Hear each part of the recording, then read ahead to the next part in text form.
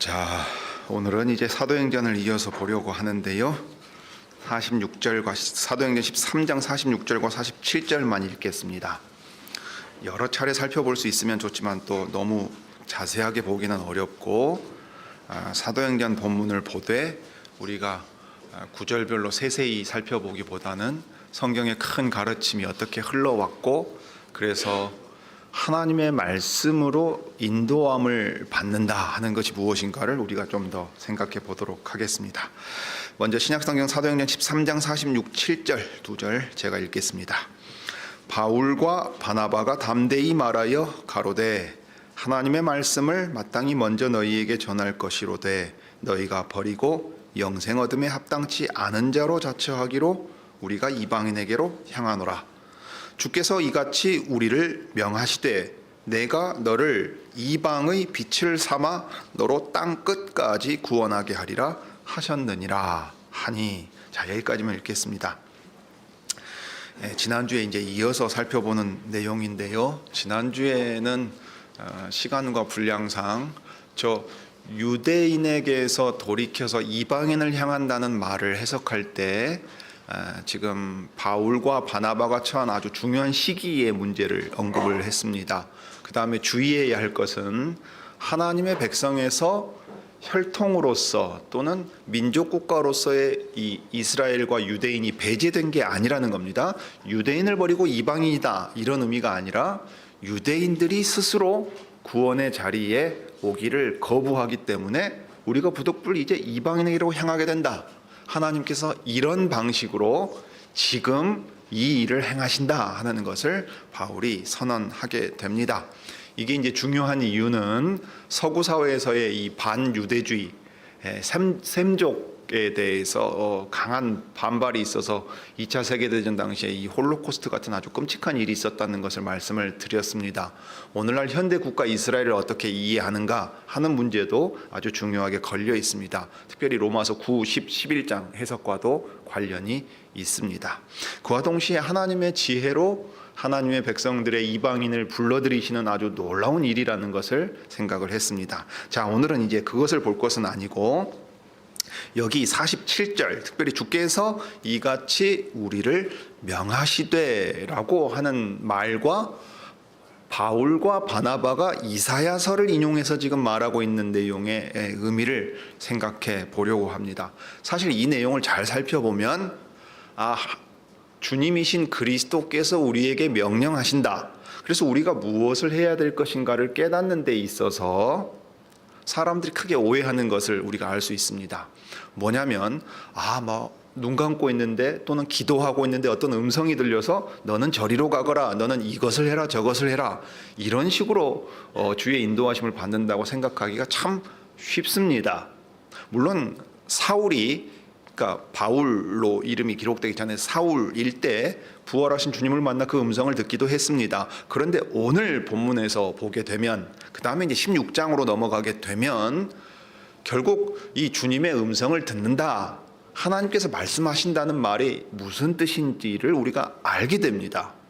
근데 그 점에서 좀 주목해서 보려고 합니다. 그래서 먼저 생각할 건 여기 내가 너를 이방의 빛을 삼아 너로 땅끝까지 구원하게 하리라 하셨다는 이사야서 맥락 자체가 무엇을 의미하는가를 보려고 합니다.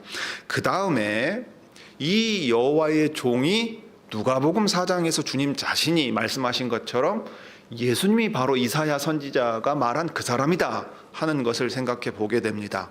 그러면 우리가 이제 의문을 하나 반드시 가져야 됩니다. 왜냐하면 지금 내가 너를 이방의 빛을 삼아 너로 땅끝까지 구원하게 하리라 하셨을 때 너는 누구냐 하면 개인입니다. 단수란 말이에요. 그런데 바울과 바나바가 이 말을 자기들에게 한 말로 받았습니다. 그럼 어떻게 해서 그렇게 이해할 수 있느냐 하는 것이고, 그 다음에 그것이 의미하는 바가 무엇이냐 하는 걸 생각하면 이건 바울과 바나바라고 하는 특정한 사람에게만 하시는 말씀이 아니고 이런 일을 통해서 교회를 이루는 우리도 이 말씀을 받는 것이다 하는 것을 생각할 수 있습니다. 자, 성경을 따라가면서 좀 내용을 살펴보도록 하겠습니다. 바울과 바나바가 받은 명령이 이제 방금 이 47절 후반부의 내용입니다. 왜냐하면 바울과 바나바가 이렇게 지금 얘기하고 있기 때문이에요. 우리가 왜 유대인에게서 방향을 돌이켜서 이방인으로게로 향하느냐 하면 주님이 이렇게 명령하셨기 때문이다 해요. 이제 우리말 번역에는 그 접속사를 번역을 잘 안 해놓았습니다. 그런데 여기 이제 본문의 접속사가 왜냐하면 하는, 그러니까 이방인에게로 돌이키는 이유를 그 뒤에 적어놨는데 왜 이방인에게로 향해서 돌이켜 가느냐 하면 주님이 그렇게 가라고 명령하셨기 때문이라 하고 말해요. 그러면서 이 이사야서를 인용하고 있습니다. 자, 그러면 이사야가 하나님께 말씀을 받아서 이 말을 했을 때 본래 무슨 의미인가 하는 걸 생각해 볼 수 있습니다. 이사야서 49장 5, 6절을 읽어볼 필요가 있습니다. 제가 읽어보지요. 나는 여호와의 보시기에 존귀한 자라. 나의 하나님이 나의 힘이 되셨도다. 다시 야곱을 자기에게로 돌아오게 하시며 이스라엘을 자기에게로 모이게 하시려고 나를 태에서 나옴으로부터 자기 종을 삼으신 여호와께서 말씀하시니라. 자, 이 말을 하고 있는 사람이 지금 그러면 누군지 우리가 알 수 있지요. 여호와께서 말씀하시는 분인데 그가 주님으로서 여호와께서 이 사람에게 말씀하셨어요. 그러니까 이 사람은 지금 여호와의 종이라 하는 것을 알 수 있습니다. 그런데 그를 존귀한 자로 여기시고 대우하셔서 어머니의 태에서 나올 때부터 어떤 특별한 사명을 맡기셨다 했습니다. 그러니까 정말 특별한 여호와의 종이고 특별한 사명을 맡았는데 그 사명이 뭐냐 하면 이 다음에 이제 여호와께서 말씀하신 내용에 나옵니다. 그가 가라사대 내가 나의 종이 되어 야곱의 지파들을 일으키며 이스라엘 중에 보존된 자를 돌아오게 할 것은 오히려 경한 일이라. 자, 여호와께서 특별한 종을 준비시키시고 그 종을 불러서 쓰시는데 제 1차적으로 시키시는 일이 뭡니까? 이스라엘, 야곱 자손들을 돌아오게 만든다고 했어요. 지금 이스라엘 야곱 자손들은 이사야서에 보면 이제 나중에 바벨론의 포로가 되어 끌려갈 사람들에 대한 얘기입니다. 그래서 마치 유죄 판결을 받으면은 법정에서 형벌이 이제 선언이 되지 않습니까? 그러면은 뭐 징역 몇 년형이다 했으면은 그 징역형을 다 채워야 돼요. 특별히 사면받지 않는 이상은 해야 됩니다. 그러면은 그 복역의 때가 다 끝나면 어때요? 출소하지요. 이사야서 40장이 실제로 그렇게 시작을 하는 겁니다. 자기들이 자기의 죄 때문에 바벨론에 끌려가서 나라가 망한 상태에서 어둠 가운데 머물러 있는데 하나님께서 정한 때가 있어서 그들을 돌이킬 겁니다. 근데 돌이키려고 할 때 쓰시는 종이 지금 여기 나와 있는 여호와의 종입니다. 그러니까 사실 이 자체로도 놀랍죠. 왜 그렇습니까? 당대의 이 신바벨론이라고 하는 큰 제국은 아주 거대한 강력한 세력을 이루어서 이 작은 나라 백성 그냥 뽑아가 버리고 다 뿔뿔이 흩어버린 나라란 말이에요. 그런데 그 나라의 소나기에 있는 포로들을 되돌리려면 어떻게 해야 돼요? 그 나라보다 힘이 더 세야 될 거 아니에요. 그죠? 대제국 바벨론을 무너뜨려 가지고서 그 손에서 꺼내 와야 될 것 아닙니까? 그래서 하나님께서 이 일을 역사 속에서 진행시키실 때 이사야서에 보면 이 고레스라고 하는 사람을 자기의 종으로 쓰시는 내용이 나옵니다. 영어식 이름은 사이러스입니다. 이러면 이 이야기가 더 나을 거예요. 고레스라는 사람인데 페르시아가 이 바벨론을 무너뜨리게 만듭니다. 그래가지고 이 페르시아의 황제가 칙령을 내려서 유대인들을 바벨론에서 자기 땅에 돌아가서 자기의 신을 섬길 수 있게 만들어줍니다. 그러니까 세계 역사 속에 그냥 강대국들의 흥망사라고만 볼 수 있는데 사실은 그 뒤에 하나님이 이 일을 하신다 하는 거예요. 고레스라고 하는 사람을 써서 이게 돌아가게 하는데 야곱 자손 이스라엘을 보존된 자를 회복시키는 일을 이끌어가서 거기서 이제 하나님의 백성으로 다시금 삼으시는 얘기를 합니다. 이것만으로도 아주 놀라운 일이에요. 이 기쁜 소식입니다. 그런데 여호와께서 뭐라고 말씀하시냐면 이 일은 오히려 작은 일이고 가벼운 일이라 하고 말씀하십니다. 더 놀라운 일을 내가 계획해 두었다 했어요. 이사야서의 맥락에 보면 이게 새 일이라고 나옵니다. 그리고 이제 55장, 56장까지 65장, 66장까지 가면 이게 이제 세상을 새롭게 만드시는 새 창조의 일, 새 하늘과 새 땅의 일이 나오고 그 중심에 새 예루살렘을 만드시는 일로 이제 끝나게 됩니다. 자, 그러면 이제 그 일이 뭐냐 할 때 내가 또 너로 이방의 빛을 삼아서 나의 구원을 베풀어서 땅 끝까지 이르게 하겠다 하고 말씀하십니다. 여호와의 종을 구별해서 세우시고 저 야곱 자손 이스라엘을 바벨론에 포로된 데에서 돌아오게 만듭니다.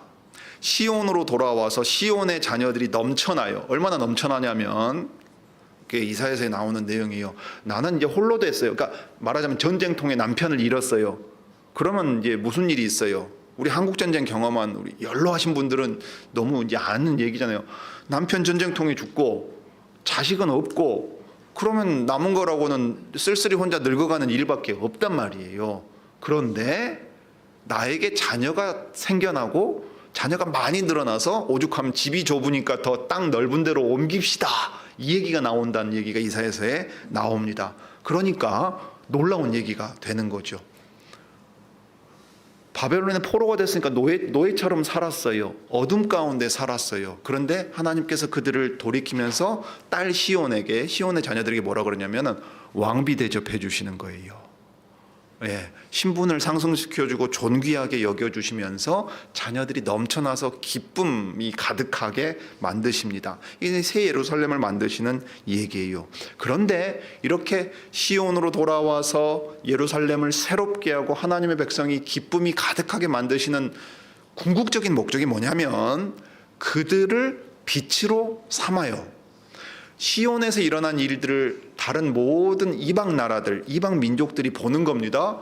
야, 이스라엘의 신 여호와께서 저렇게 행하다니 참으로 놀랍다. 그 지혜와 능력이 어마어마하구나 하고 생각하는 거예요. 대제국 바벨론이나 페르시아도 여호와 앞에 그 뜻을 행하는 종에 불과하구나 하고 깨닫게 됩니다. 자, 그렇게 돼서 이방 사람들이 이스라엘이 시온으로 돌아올 때 나도 너희와 함께 가서 저 여호와 하나님을 뵈러 가야 되겠다 하고 올라옵니다. 그렇게 해서 이방 사람들이 하나님의 백성 안으로 들어오게 되는 내용을 지금 여기 적어 놓은 거예요. 이방의 빛을 삼아서 나의 구원을 베풀어서 이 구원이 어디까지 가냐면 지리적으로는 땅 끝입니다. 섬들과 땅 끝이에요. 이사야서에 보면 섬들아 또는 뭐 이런 표현을 쓴단 말이죠. 왜 그러냐면 지리적으로 거기가 끝이니까 그렇습니다. 인종적으로는요 이스라엘 바깥 이방인들이지요. 마태복음 28장의 표현으로 치면 모든 민족들이 되는 겁니다. 그러니까 이스라엘의 하나님 여호와께서 이스라엘을 포로된 데서 회복시키시고 구원하시는 이 기쁜 일을 행하시는 목적이 뭐냐면 세상 모든 사람들을 자기 백성으로 부르시기 위한 거예요. 이스라엘이 그렇게 특권을 받았고 큰 사명을 받았습니다. 이게 이스라엘이 여호와의 종으로서 해야 됐던 일이에요. 못했지요. 실패했습니다. 그 일을 온전히 이룰 수 있기 위해 누가 필요했냐면 오늘 이사야서가 얘기하는 바로 그 여호와의 종이라고 하는 구별된 특별한 종이 필요했습니다. 특별히 이제 이사야서 40장을 우리가 다시 기억해 볼 필요가 있어요. 이사야서 40장은 내 백성을 위로하라 하는 말로 시작합니다. 왜냐하면 다 나라가 망하고 하나님의 백성들이 뿔뿔이 흩어져 버려서 포로되었기 때문에 큰 슬픔 가운데 있었지요. 시편에 보면 바벨론에 포로된 자리에서 그 슬퍼하는 모습이 나옵니다. 그럴 때 이제 그 복역의 때가 끝났으니까 내 백성의 마음에 대고 말해라. 왜냐하면 그 전에 마음이 딱딱해져 가지고 여호와의 말씀을 듣질 않았어요. 근데 그 부드러운 마음을 하나님께서 주셔서 이제 말씀을 외치는 자가 가면 그 말씀을 듣게 하십니다. 이게 아버지의 마음을 자녀에게로 돌이켰을 때 자녀들이 아버지에게로 돌아오게 되는 얘기입니다. 이게 말라기 얘기예요. 그러면서 이 일을 위해서 내가 선지자 엘리야를 보낸다 했어요. 그리고 그 엘리야가 가서 외치는 소리가 오늘 이사야서 40장에 기록되어 있는 내용입니다. 우리가 잘 아는 구절이기도 합니다. 아름다운 소식을 시온에 전하는 자여 너는 높은 산에 오르라. 아름다운 소식을 예루살렘에 전하는 자여 너는 힘써 소리를 높이라. 두려워 말고 소리를 높여 유다의 성읍들에 이르기를 너희 하나님을 보라 하라. 자, 하나님을 봤어요. 그러면 사람들이 다 주목해 보는 거 아니에요? 보라 하고 말할 때는 강조한다고 항상 말씀을 드렸습니다. 보라, 주 여호와께서 장차 강한 자로 임하실 것이요 친히 그 팔로 다스리실 것이라. 왜 강한 자로 나타나시겠습니까? 지금 나라가 망해서 바벨론에 다 포로로 끌려가 있어요. 큰 힘이 그들을 노예처럼 부리고 있어요. 그러니까 그 강한 자보다도 더 강한 팔로 그 모든 걸 다 깨부수고 꺼내 와가지고 하나님께서 이끌어 가셔야 될 것 아니에요? 그러니까 친히 그 팔로 다스릴 것이라 하시면서 보라, 상급이 그에게 있고 보응이 그 앞에 있으며 상줄 자와 벌줄 자를 친히 판단하셔가지고 정의롭게 행하시는 분이 됩니다. 그 다음에 중요한 건 자기 백성에게는 목자같이 행하십니다. 고대 근동에서 이 목자는 왕의 이미지입니다. 왕이 다스릴 때 목자로서 꼴을 먹이고 이끌어가는 이 통치의 이미지를 이렇게 표현을 하는데요. 그는 목자같이 양무리를 먹이시며 어린 양을 그 팔로 모아 품에 안으시며 젖 먹이는 암컷들을 온순히 인도하시리로다. 우리가 잘 아는 이미지지요. 시편 23편에 나와 있는 바로 그 이미지입니다. 하나님께서 강한 자에게서 자기 양무리를 꺼내와서 그들을 친히 팔로 안고 끌고 지키고 보호해서 먹이면서 평온함 가운데로 인도하실 겁니다. 그래서 하나님의 이 다스림을 받게 만드세요. 이 일을 여호와께서 한 종을 세워서 행하시겠다고 말하는 게 사실 이사야서에서 이 후반부에 아주 중요한 내용입니다. 40장부터 66장까지 이어지는 아주 중요한 내용인데 사실 이사야서에서 여호와의 종이 누구다 하고 딱 말하지 않아요. 종이 어떤 일을 어떻게 행할 것인지를 점점 더 이제 가르쳐 가면서 내용을 알려주시는데 그 종이 어떻게 이렇게 하나님의 양무리를 꺼내오고 불러 모아서 하나님의 통치 아래 두시느냐 하는 것을 이사야서 52장 12절부터 53장 12절이 잘 보여줍니다. 여러분 이사야서 53장은 특별히 우리가 고난주간이라든가 또는 주님의 죽으심에 대하여 살필 때 자주 보는 내용입니다. 여호와 앞에서 잠잠히 도살장에 끌려가는 양처럼 가서 자기 백성을 대신하여 죽음으로써 그 백성들에게 여호와 하나님을 아는 지식을 가져다 줍니다. 사람들이 처음에는 그를 보고 비웃고 조롱합니다. 눈여겨볼 만한 아름다운 것이 아무것도 없고 존귀하다고 여길 만한 것이 아무것도 없습니다. 그런데 여호와께서는 바로 그 종을 쓰셔서 그것도 매맞고 침뱉음을 당하고 조롱당하고 모욕 가운데서 죽어버린 그 종을 높이 들어 올리십니다. 영광을 나타내 보이십니다. 세상이 알지 못하던 방식으로 행하시는 거예요. 이 십자가에 달리시는 얘기입니다. 사도 요한이 그대로 씁니다. 높이 되셨다 하는 말은 십자가에 들리신다는 말인데 역설적으로 영광의 자리에 올려두십니다. 그 종의 죽음을 통해서 종의 영광이 나타나고 그 죽음을 통해서 하나님께서 자기 양무리를 불러 모으시는 일을 합니다. 자, 그런데 이것을 이제 사도 마태가 자기 복음서에 분명히 적어 두었어요. 마태복음 3장 1절부터 3절입니다. 여러분 한번 펼쳐보시죠. 신약성경 제일 첫 부분이니까 우리가 마태복음을 다 봤지 않습니까? 이제 3장을 다시 한번 생각해 보시죠. 자, 마태복음 3장 1, 2, 3절을 제가 읽겠습니다. 그때 세례 요한이 이르러 유대 광야에서 전파하여 가로되, 이 그때라는 말은 2장 이후의 상황입니다. 나사렛에서 이제 예수께서 사시는 거예요. 그러면 이제 3장부터는 어떻게 되냐면 예수님의 공생애가 준비되는 그 배경 이야기가 나옵니다. 그리고 그 배경으로서 제일 먼저 세례자 요한의 얘기가 나옵니다. 자, 세례 요한이 유대 광야에서 전파하는 내용이 2절에 나옵니다. 회개하라, 돌이켜라입니다. 돌이켜라. 왜냐하면 천국이 지금 오고 있기 때문이다. 하늘나라가 오고 있다는 얘기는 여호와께서 자기 백성에게 지금 찾아오시는 거예요.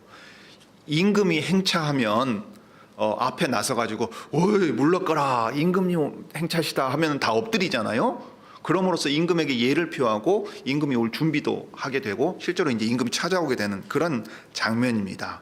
자, 그럴 때 이게 세례자 요한이 한 일이에요. 근데 3절에 뭐라고 말했습니까? 저는 즉 이 돌이켜라, 왜냐하면 하늘나라가 지금 오고 있기 때문이다 라고 이 메시지를 전한 세례자 요한이 누구라고 말하고 있습니까? 선지자 이사야로 말씀하신 자라 하고 말하고 있어요.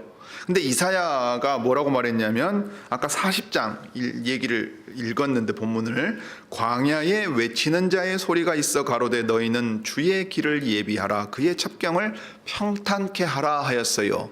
아름다운 소식을 전하고 광야에서 외치는 자가 지금 누구라고 말합니까? 세례자 요한입니다. 이사야가 말한 바로 그 세례자 요한이에요. 그러면 이 사람이 말한 여호와의 종, 자기가 먼저 와서 준비해가지고 그 종이 와서 할 일을 나는 미리 준비하는 역할을 맡았다 했을 때 그러면 그 종은 누구겠습니까? 세례자 요한 다음에 오시는 바로 그분이에요. 그런데 그분이 바로 지금 예수님이시라 이 말입니다. 자, 그래서 저는 선지자 이사야로 말씀하신 자라 이 말을 보면 우리가 이사야 선지자가 말한 여호와의 종이 우리 예수님이시고 예수님의 오실 길을 엘리야인 오리라 한 엘리야인 세례자 요한이 준비하는 것이구나. 그런데 이사야서 전체를 보면요, 단순히 이스라엘을 꺼내오는 것에서 그치는 게 아니라고 했습니다. 이방의 빛을 삼아서 땅 끝까지 구원을 베푸시면 땅 끝, 온 땅이 새로워져요. 왜요? 새롭게 만드시는 일이 시온에서부터 시작되거든요. 여러분, 요한계시록에 나오는 그 얘기입니다. 새 예루살렘 얘기입니다. 이사야서에 나오는 내용이에요. 새 예루살렘에 사람들의 기뻐하는 소리로 가득하게 만들고 존귀한 자들이, 제사장들이 여호와를 섬기는 얘기가 됩니다. 그런데 그 시온에 모이는 하나님의 백성들 가운데 누가 오냐면 이전에는 하나님의 백성 가운데 들어오지 못했던 이들이 들어오게 됩니다. 특별히 이방인들이 들어와요. 이방인들이 여호와 하나님을 섬기는 제사장이 될 얘기를 합니다.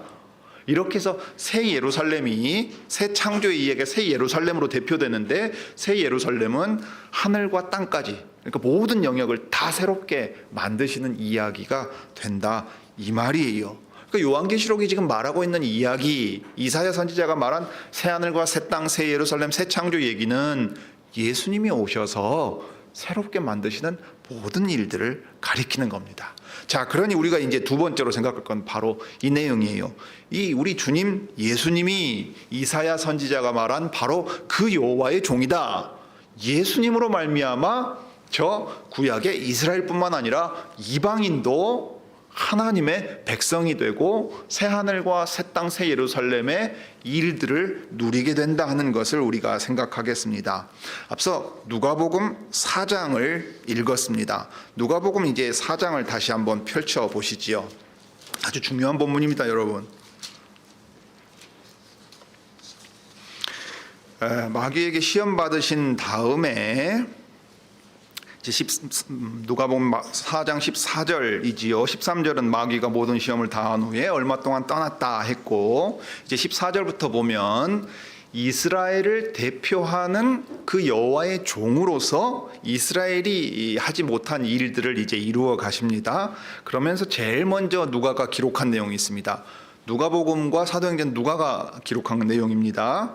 그때 안식일에 자기 규례대로 회당에 들어가서 성경을 읽으시고, 우리로 치면은 저처럼 목사가 하는 일처럼 본문을 읽고 권면의 말을 하는 순서가 있습니다. 이게 사도행전 13장에 바울이 비시디아 가까이 있는 안디옥의 안식일에 회당에 들어가서 한 일과 똑같은 얘기입니다. 자, 그때 예수께서 성경을 읽으려고 서시니까 이사야의 글을 드렸다 했어요. 율법을 낭독하고 선지자의 글을 낭독하는 게 이제 안식일 이 회당 예배의 주된 내용입니다. 이사야서를 드렸단 말이죠. 그런데 책을 펴서 이렇게 기록한 데를 찾으셨다 그랬어요. 그냥 준 두루마리 중에 아무거나 그냥 읽지 않고 특정한 부분을 찾아서 하실 말씀이 있었던 거지요. 그러면 18절에 기록된 바로 그 내용인데, 주의 성령이 내게 임하셨으니 했어요. 여호와의 종에게 여호와께서 성령을 내려 보내주셔서 그에게 머물게 하시는, 그의 위에 성령이 머물러 있으면서 하나님의 능력으로 일하게 하십니다. 그러면 어떤 일을 하느냐 할 때, 가난한 자에게 복음을 전하게 하시려고 내게 기름을 부으시고 나를 보내셨다 하면서 포로된 자에게 자유를, 눈먼 자를 다시 보게 함을 전파하며 주의 은혜의 해를 전파하려고 했다. 그 죄가 완전히 용서되어서 희년의 때처럼 빚진 모든 것을 탕감해 줌으로써, 이 빚진다 하는 말은 죄에 대하고 동일하게 연결시켜서 지금 사용하는 말인데요, 모든 빚을 탕감해 줍니다. 여호와의 종으로 말미암아 너희의 모든 죄가 용서함을 받았다. 그러니 더 이상 저 어둠 가운데 머물러 있고 죄에 포로되어 있는 상태에서 슬퍼하거나 고통할 필요가 없다. 너희는 이제 존귀한 하나님의 백성이 되었다. 이것을 위해서 내가 이 종을 너희에게 보낸다 말씀하신 거예요. 이사야서 40장 이후에 나온 여호와의 종의 모든 내용을 지금 61장을 읽으시면서 얘기를 하십니다. 이 일이 언제든지 이루어지기를 이 사람들은 얼마나 고대했습니까? 아까 이사야서 40장의 내용을 통해서 한번 생각해 본다면, 49장의 내용도 한번 같이 생각해 본다면, 이건 유대인에게만 해당되는 내용이 아니죠. 그건 오히려 가벼운 일이라 그랬습니다. 내가 너로 이방의 빛을 삼아 너로 구원을 베풀어서 땅 끝까지 이르게 하리라. 땅 끝의 모든 민족들도 여호와 하나님의 구원하심을 보고 경험하게 될 놀라운 얘기입니다. 그러니 이스라엘에게도 기다리는 바지만 이방인도 기다리는 바예요. 이게 누가복음 앞에 보면 이제 나옵니다. 우리 예수님 출생하신 얘기와 관련해서 지금 얘기가 나오는데, 자, 그런데 놀랍게도 예수님이 이 글을 읽으신 다음에 뭐라고 하시는가를 보십시오. 20절입니다. 책을 덮어 그 맡은 자에게 주시고 앉으시니 회당에 있는 자들이 다 주목하여 보더라. 여러분, 회당에 모여 있는 사람들은 이사야서 이 본문의 중요성을 모를 리가 없습니다. 신약 성경에서도 가장 많이 인용된 구약 성경이 어디냐면 이사야서입니다. 구약 성경의 복음서라고 할 만큼 복음의 내용이 풍성하게 담겨 있는 게 이사야서인데, 저 본문을 읽었으니까, 그것도 특별히 자기가 그거를 찾아서 읽었으니까 권할 아주 특별한 말이 있을 거라고 생각해서 사람들이 주목했던 거예요. 그러자 21절에서 예수님이 이렇게 말씀하십니다. 이 글이 오늘날 너희 귀에 응하였느니라. 엄청 놀라운 얘기예요. 여호와께서 자기의 종을 보내서 성령으로 기름 부으시고 이 일을 행하실 거다. 그러면 이스라엘 사람들은 어떻게 받아들였겠어요? 당연히 저 바벨론에서 포로를 돌이키게 만들고, 더 나아가서 지금 로마의 압제 아래에서 나라를 잃은 우리를 자유롭게 만들어 주시고 하나님의 나라를 다시 이스라엘에 회복하시겠구나 하는 내용으로 받아들인다고요. 그런데 예수님이 뭐라 그러냐면, 오늘 내가 읽은 이 여호와의 말씀이 성취되었다 하고 말해요. 도대체 무슨 자신감으로요? 달라진 게 아무것도 없는데. 근데 그 말이 무슨 뜻입니까? 바로 이 일을 이루기 위해서 내가 너희 가운데 왔다. 내가 지금 읽은 이 본문에 이사야가 말한 그 종이라고 예수님이 친히 말씀하시는 것이라 이 말입니다. 그런데 문제는 이것이 아름다운 소식이고 기쁜 소식인데 이 사람들에게는 분노하게 만드는 일이 되어버렸어요. 왜 그렇습니까? 22절에 보면 저희가 다 그를 증거하고 그 입으로 나오는 바 은혜로운 말을 기이 여겨 가로되, 내용은 은혜로웠어요. 놀라운 일이고 기대할 만한 일이었어요. 그런데 받아들일 수 없는 것이 있었어요. 뭡니까? 아니, 그거 다도, 야, 이사야 선지자가 말한 그 내용이 우리 가운데 이루어졌어? 야, 이건 진짜 오늘날로 치면은 신문 일면감이고 뉴스에 계속 나와야 될 속보감이지요. 그런데 문제는 그 말을 한 사람이 믿음지가 않아요. 왜요? 여기 그 사람이 누군지 알거든요. 자기 고향에 가서 지금 한 말이에요. 야, 이 사람 요셉 아들 아니야? 아니 뭐 그 집안에 뭐가 있다고? 쟤가 누군지 우리가 다 아는데 어떻게 낳아서 컸는지 다 아는데 갑자기 쥐가 와가지고 여호와께서 나에게 특별한 사명을 맡겨주셨습니다 하고 나오면, 오늘날로 치면 정치인 허경영이 대통령 되겠다고 나온 느낌 아니겠어요? 네가 누군지 다 아는데 뭔 이상한 소리를 하고 있냐. 말은 은혜롭다마는 그 말도 안 되는 소리 하지 말아라 하는 마음을 가지는 거예요. 그러니까 23절에 예수께서 너희가 반드시 의원아 너를 고치라 하는 속담을 인증해서 내게 말할 거다 했어요. 무슨 뜻입니까? 야, 너나 고쳐봐라. 네가 그렇게 용한 의사요? 그러면 너나 병 안 걸리고 너나 문제 없게끔 한번 고쳐봐라. 그 사람에 대한 불신을 지금 드러내는 얘기입니다. 그러면서 뭐라 그러면, 야, 영 못 믿어오니까 또 저기서 지금 가가지고 표적 많이 행했다면서 여기서 한번 해봐라. 선지자라고 하는 것, 하나님의 말씀을 받았다는 거 우리 앞에서 입증해봐라. 그러면 믿어주마. 이렇게 말하고 있는 거예요. 그러니까 본 백성 이스라엘이 얼마나 하나님 앞에 믿음이 없어서 도리어 이방 사람들이 선지자를 영접하고 그들에게 구원이 임했는가를 생각해봐라 말하는 거예요. 근데 여러분, 이 똑같은 상황이 사도행전 13장에서 바울과 바나바가 비시디아의 안디옥에 있는 회당에 갔을 때 일어나는 겁니다. 그러니까 유대인에게서 돌이켜서 이방인으로 향할 때 너희의 믿음 없음을 하나님께서 쓰셔서 그들에게로 복된 소식이 전파되게 하신다. 그리고 그분이 바로 이 여호와의 종이라는 것을 우리에게 분명히 나타내셨지 않느냐 하고 들려주고 있는 겁니다. 자, 그러면 이제 사도행전 13장으로 다시 가지요. 자, 그러면 이제 이 47절에서 하는 인용한 이 말은 누구를 가리켜서 여호와께서 하신 말씀인 게 분명해집니까? 선지자 이사야가 누구를 가리켜서 이 말을 적어 두었습니까? 내가 너를 이방의 빛을 삼아 너로 땅끝까지 구원하게 하리라 했을 때는 여호와의 종이신 예수님을 가리킨 말입니다. 근데 문제는 바울과 바나바가 이 말을 어떻게 이해하고 있습니까? 자기들에게 주신 말씀으로 받았다고요. 자기들에게 주신 명령으로 받았어요. 그럼 지금 바울과 바나바가 지금 이사야서에 기록된 여호와의 종이라고 주장하는 겁니까? 말이 안 되지요. 말이 안 됩니다. 그 말, 이사야서가 무슨 내용인지를 너무도 잘 알고 있어요. 그런데 왜 이렇게 말할까요? 그 앞에 붙어 있는 문장을 우리가 주목해 봐야 됩니다. 47절은 이렇게 시작하지요. 주께서 이같이 우리를 명하시되. 여기 주님이 누구십니까? 바울과 바나바에게 명령하신 주님이 누구세요? 그리스도십니다.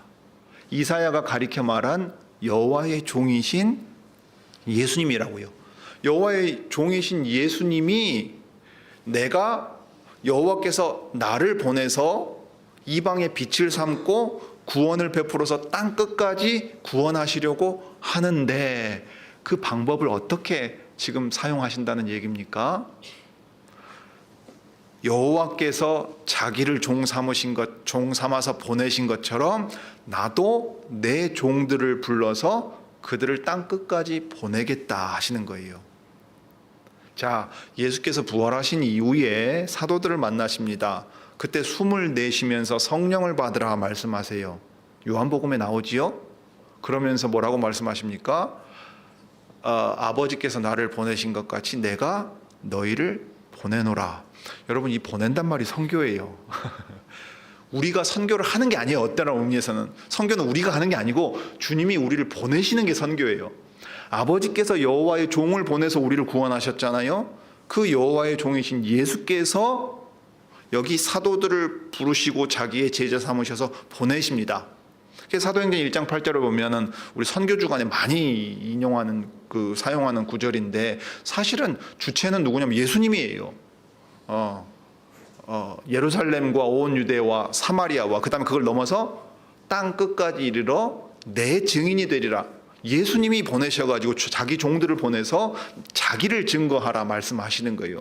그러니까 여호와의 종이신 예수께서 바울과 바나바를 부르시고 그들에게 이 말씀을 깨닫게 하시는 거예요. 예수님이 하시는 일을 그들을 통해서 이루어 간다는 것을 깨닫는 겁니다. 자, 이게 말씀을 통해서 성령의 인도함을 받는 방식입니다. 눈 감고 기도하다가 무슨 음성을 들어가지고서 너는 저리로 가라, 이리로 가라, 필리핀으로 가라, 미얀마로 가라, 베트남으로 가라가 아니라고요. 그 마음이 생길 수 있는데 근원적으로는 예수님이 누구신가를 잘 깨닫고 예수님이 나를 무엇을 위해서 준비시켜서 쓰시는가를 깨닫는 상태에서 예수님의 일에 참여하게 되는 거예요. 주님이 우리를 부르셔서 주님이 보내시는 겁니다. 내가 하고 싶은 일을 내가 내 열심으로 하는 것이 아니에요. 선교라는 건 그 점에서 예수께서 보내시는 겁니다. 그런데 그렇게 쓰실 때 여기 바울과 바나바가 이 사명을 동시에 분명하게 확신했잖아요. 이같이 우리를 명하시되 바울 한 사람에게 이 명령을 주셨고 바나바가 바울이 하는 말을 듣고서 따라간 게 아니에요. 바울과 바나바가 동일한 확신을 가졌단 말이에요. 이 말씀에 명령하신 내용을 우리를 사이프러스 섬, 구브로 섬으로 보내시고 이 비시디아의 안디옥으로 보내시고 소아시아를 다니게 하시면서 주님이 그런 방식으로 행하신다는 걸 확신했기 때문에 1차 선교여행을 떠났어요. 2차 선교여행, 3차 선교여행도 마찬가지입니다. 자, 그러면 이 말씀으로 인도함을 받는 확신과 사명에 대한 인식이 개인적인 겁니까? 바울이 그냥 기도하다가 받은 어떤 내용입니까? 아니지요. 아니에요. 이건 교회적인 확신입니다. 다시 13장 처음으로 우리가 돌아가 보지요. 그래서 주님이 맡기신 사명은 그 사명을 직접적이고 적극적으로 수행하는 어떤 주체들이 분명히 가지고 있는데 그걸 훨씬 넘어서요. 자, 13장 1절, 2절, 3절을 보죠. 안디옥 교회에 선지자들과 교사들이 있으니 곧 바나바와 니게르라 하는 시므온과 구레네 사람 루기오와 분봉왕 헤롯의 젖동생 마나엔과 및 사울이라. 여기 여러 사람의 이름이 언급됐는데 그들을 뭐라고 했냐면 안디옥 교회에 있는 선지자들과 교사들이라 그랬습니다. 말씀의 뜻을 잘 깨달아서 가르치면서 동시에 어떻게 됩니까? 말씀을 따라 지금 우리가 무엇을 해야 되는지 하나님의 뜻을 잘 깨달아 명령을 받는 사람들이 있었다고 했어요. 그러니 교회 안에 직분자로서 어떤 특별한 은사를 가지고 있는 사람들이 교회 안에서 그 일을 행했어요. 그러면 바나바와 바울이 이 말씀에 대한 깨달음이 있고 하나님께서 우리를 이렇게 쓰시려고 한다 깨달을 때에 이 부르심은 개인적인 부르심을 넘어서는 거지요. 교회로 하여금 이 사람들을 쓰셔서 이 일에 참여하게 한다 하는 확신을 주시게 됩니다. 이게 3절에 나오는 내용, 2절 3절에 나오는 내용이에요. 주를 섬겨 금식할 때에 성령이 가라사대. 여러분 사실 13장 뒷부분의 내용을 보면 바울과 바나바, 즉 사도들과 비슷한 또는 복음 전도자 같은 일을 할 사람을 직접 부르시면 되잖아요. 근데 13장의 맥락에서는 안디옥 교회에 주시는 말씀이에요. 성령이 가라사대 내가 불러 시키는 일을 위하여 바나바와 사울을 따로 세우라. 그들을 구별하여 따로 세우고 그 목적이 뭐냐? 내가 불러서 시킬 일을 하기 위해서라. 이 얘기를 지금 하고 있습니다. 그럼 불러서 시킬 일이 뭐예요? 유대인이나 이방인이나 그리스도의 복음을 받게 하시는데 특별히 이방인들에게 향하게 하셔서 복음을 전파하시는 땅 끝까지 구원하시는 이 일을 위해 우리를 따로 세우셨구나 하고 깨닫게 하시는 거예요. 그러면 안디옥 교회는 무슨 일을 하는 겁니까? 자, 바울과 바나바는 선교사예요. 선교단 일행이에요. 그들은 여행을 다녀요. 전도해요. 그럼 그들이 선교사라고 생각하기 쉽죠. 선교는 그들의 일이라고 생각하기 쉬워요. 그런데 왜 안디옥 교회의 말씀을 주십니까? 그 교회도 선교에 동참하는 곳이라고요. 어떤 방식으로요? 안디옥 교회가 주님이 하실 일을 깨달아서 선교사를 보내고 후원하고 지지하는 방식으로 선교에 참여하게 하십니다. 바울과 바나바는 먼 곳으로 보내는 선교사라면 선교사들을 돕는 선교의 본부로서 안디옥 교회를 쓰시고, 안디옥 교회는 자기 지역에서 선교하는, 지역에서 보내는 사람들이 되는 거예요. 그래서 3절, 이에 금식하며 기도하고 두 사람에게 안수하여 보내니라 했어요. 이방인 선교는 이방인 선교 본부 역할을 하는 교회가 서서 주님의 말씀을 받고 그 사명을 깨달은 상태에서 진행된 겁니다. 그 선교는 먼 지역에 여행을 다니면서 행해야 될 일이니까 그 일을 맡을 사람들을 따로 세워야 했습니다. 그 사람들이 다닐 때에는 어떤 확신 가운데서 일을 했느냐 하면, 우리가 맡은 일이 무엇이고 이 일의 목적이 무엇인가는 그 원칙적이고 원론적이고 가장 기본적인 내용에 대한 확신이 있었어요. 그러면 그 다음에 필요한 건 뭡니까? 예수님이 타임테이블, 시간표를 만들어가지고 무슨 1시간 단위로 여행 계획 다 짜서 주고서는 너희는 이대로 해라, 그렇게 안 하시지요. 말씀을 깨달은 대로 이끌어 가시는데 현지에서 일어나는 일들에 대해서 우리는 모르는 겁니다. 바울과 바나바도 몰라요. 구브로 섬에 갔어요. 살메스 항으로 가가지고 파포스로 갔다고요. 파포에서 총독이 복음을 받아들이게 될지 자기들로서 어떻게 알았겠습니까? 모르죠. 그런데 그런 일들을 경험하면서 무엇을 깨닫는 거예요? 내가 너를 이방의 빛을 삼아 너로 구원을 베풀어서 땅 끝까지 이르게 하리라 하신 말씀이 참되구나 하는 것을 확신하게 되는 거예요. 우리는 말씀을 받아서 그 말씀을 따라갈 때 말씀이 구체적으로 어떻게 내 삶에 이루어질지는 다 모릅니다. 그건 경험하면서 배워가는 거예요. 그런데 그걸 통해 확인하게 되는 건 뭐냐면, 주님의 말씀을 따라가면 어떠한 환경과 형편에 처하든지 주님의 뜻을, 우리를 부르시는 그 목적대로 이루어 가신다 하는 확신이 생기는 겁니다. 그러니까 그런 확신이 없으면 어떤 일이 생겨요? 마가 요한처럼 중간에 돌아가 버립니다. 험난한 길을 바울과 바나바는 간다고요. 앞날이 보장되어 있었습니까? 아니요. 그 도적대들 출몰하는 길이고 굳이 그 길로 갈 길이 없는 아주 어려운 길을 거쳐서 지금 비시디아의 안디옥에 갔다고요. 그런데도 우리를 부르신 일을 이루게 하시는 데 있어서 주님은 부족함이 없으시다. 이것을 이제 분명히 배워가면서 말씀의 인도하심을 따라가는 겁니다. 기독교 신앙이 이러합니다. 기도하다가 무슨 음성 듣는다고 가는 게 아니에요. 하나님의 말씀의 뜻을 잘 깨달아서 우리가 무엇을 준비하고 어떻게 가면 되는가 하는 것이고, 실제 일상에 있어서 경험하는 일들에 있어서는 아주 열려 있어요. 오히려 그런 일들을 경험하면서 적용해 가고 지혜와 분별력이 자라가게 됩니다. 동시에 그것은 믿음의 연단이기도 해요. 그런 방식으로 우리의 믿음은 자라가고 주님에 대한 확신이 더 분명해지는 가운데, 그렇게 분명해지면 어떻게 되겠어요? 외적인 환경이나 여건에 흔들리지 않게 됩니다. 이게 이제 신자가 누리는 평강이에요. 신자가 누리는 평강은 환경이 다 준비돼 가지고 문제를 일으킬 것 없이 형통하기 때문에 평강을 누린다고 말하지 않아요. 예수께서 그 파도치는 갈릴리 바다, 갈릴리 호수 위에서 주무시는 모습과 같아요. 히브리 사람들이 말하는 샬롬은 아무런 문제 없는 상태를 가리키는 게 아니에요. 중용을 가리키는 것도 아닙니다. 그 어떠한 환경에 처하든지 주님이 나를 부르셔서 행하시려고 하는 뜻은 반드시 이루신다 하는 확신에서 나오는 평안함입니다. 그것이 이제 사도 바울이 배워가는 거고 선교단이 배워가는 거고, 이 확신의 터 위에서 자기의 한 걸음 한 걸음은 주님께 맡겨드리면서 나아가는 겁니다. 그러니까 신자가 말씀으로 인도하심을 받을 때는 말씀을 알아야 돼요. 알지도 못하는 말씀에 대한 확신이 생길 수는 없지요. 그 말씀에 대한 확신 가운데서 모험할 수 있어야 돼요. 여러분, 길이 다 정해져서 걸어가는 게 아닙니다. 네. 우리 학생들이 있는데 대학 가는 것도 마찬가지예요. 어느 대학을 가서 무슨 전공을 할지 주님이 찍어주지 않아요. 내가 할 수 있는 일이 무엇인지를 깨달아서 어떻게 해야 주님을 기쁘시게 할까 고민하면서 시행착오도 경험해 가는 겁니다. 그러나 큰 원칙은 나와 있어요. 주님의 나라가 어떻게 전진해 가고 주님의 교회가 어떻게 이루어져 가야 되는가. 나는 거기서 무엇을 할 건가를 구체적으로 깨달으라는 건 우리 각 사람에게, 이 교회에 맡겨져 있는 아주 중요한 책임이 됩니다.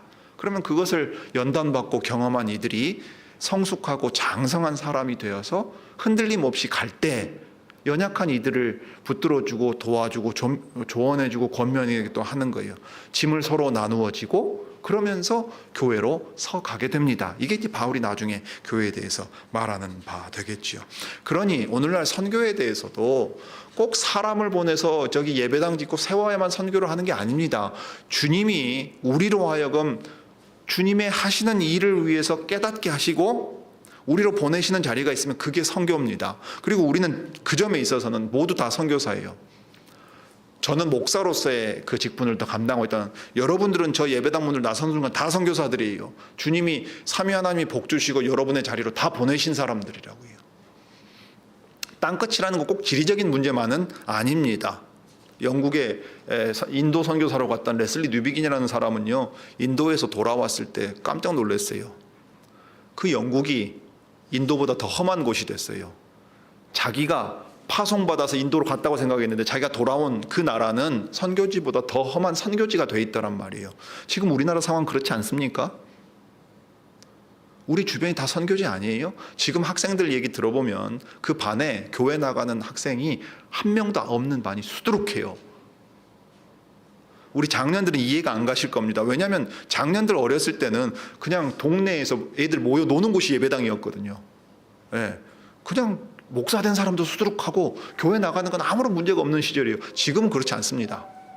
정말로 우리 주변에 이 그리스도 예수의 복음이 무엇을 의미하는가를 증거하고 드러내야 될 책임이 엄청 커진 시대입니다. 교회는 어떻습니까? 수구도 옷이 많아요. 편의점보다 많다고 하는데 정말로 그리스도의 교회로서 그 빛을 드러내는가? 빛이라고 항상 지금 말씀하시니까 그 사명을 잘 수행하고 있는가를 생각해 봐야 돼요. 마태복음 5장을 다시 한번 떠올려 보십시오. 이 마지막으로 생각하겠습니다. 너희는 세상의 빛이라 하셨어요. 숨기거나 가리울 수가 없습니다. 그런데 우리가 빛이신 예수님을 드러내는 이 사명을 충실히 수행하고 있지 못하다면 세상에 밟히고 조롱당할 거예요. 너무도 안타깝게 지금의 모습이 그러합니다.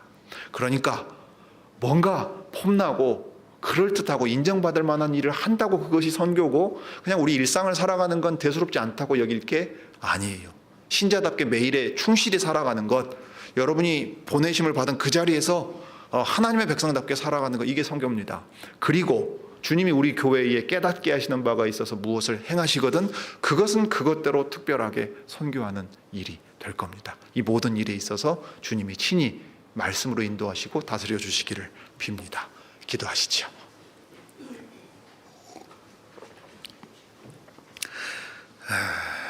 하늘에 계셔서 오늘도 주님의 몸인 교회를 다스리고 계신 예수님의 그 통치를 저희가 생각합니다. 아버지여, 저희로 아버지께서 아버지의 아드님 예수님을 통해 성령 안에서 행하시는 이 놀라운 일들을 사도행전의 역사를 통해서 잘 배워갈 수 있게 해주시기를 빕니다. 오늘날 우리의 신앙이 참으로 말씀에 기초하여서 확신과 분명한 믿음 가운데서 걸어가는 것이 아니라 심히 주관적이고 내면적인 종교적인 감정의 어떤 것이 돼버린 시대를 살아가고 있습니다. 그러나 하나님께서는 저 선교사들 그리고 전도자들을 이끌어서 그 복음을 증거하게 하실 때에 옛적 선지자들을 통해 주신 말씀에 대한 확신을 주시고 주 예수께서 그 말씀을 지금 이루어 가신다는 믿음 안에서 주님의 인도하심을 따라갔습니다. 그러므로 주님의 말씀을 통해서 이 믿음이 저희에게도 있게 하시고 이 믿음이 더 자라가게 하시며 주님이 보내시는 자리에서 맡기신 일들을 충성되이 행할 수 있는 종들이 되게 해 주옵소서. 주 예수님의 이름으로 기도드립니다. 아멘.